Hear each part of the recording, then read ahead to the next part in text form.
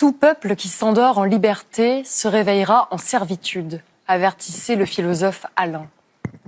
On ne bascule pas du jour au lendemain dans un régime autoritaire. Ceux qui, à travers l'histoire, y ont plongé n'étaient pas plus bêtes que nous, pas plus méchants.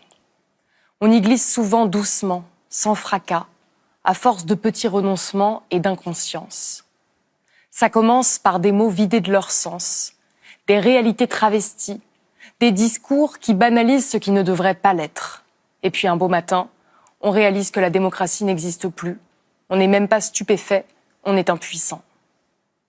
Aujourd'hui, entre deux saluts nazis, l'hommage d'une partie de la presse à un homme qui a dédié sa vie à la haine et la division, une discrimination de plus en plus assumée des minorités, des menaces de mort répétées à l'encontre d'artistes, d'activistes, d'avocats, de journalistes. Vous ne l'entendez pas, la petite musique qui monte? Cette musique, ce n'est pas une mélodie. C'est le bruit assourdissant de la sonnette d'alarme. Nous y sommes, à ce moment charnière où nous pouvons encore réagir. Nous pouvons encore faire du bruit.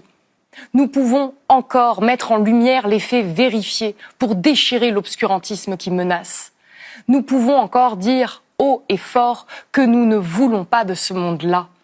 Nous pouvons utiliser nos droits tant que nous les avons.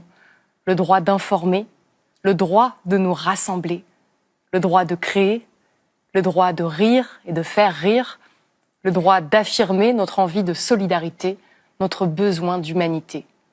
Nous avons encore le droit de résister de toutes nos forces à ce vent de haine et d'intolérance.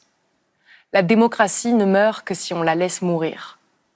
Pour reprendre les mots de Cyril Dion, il est peut-être temps d'arrêter de se demander de quel côté de l'histoire nous aurions été à l'époque, pour se demander de quel côté nous voulons être aujourd'hui.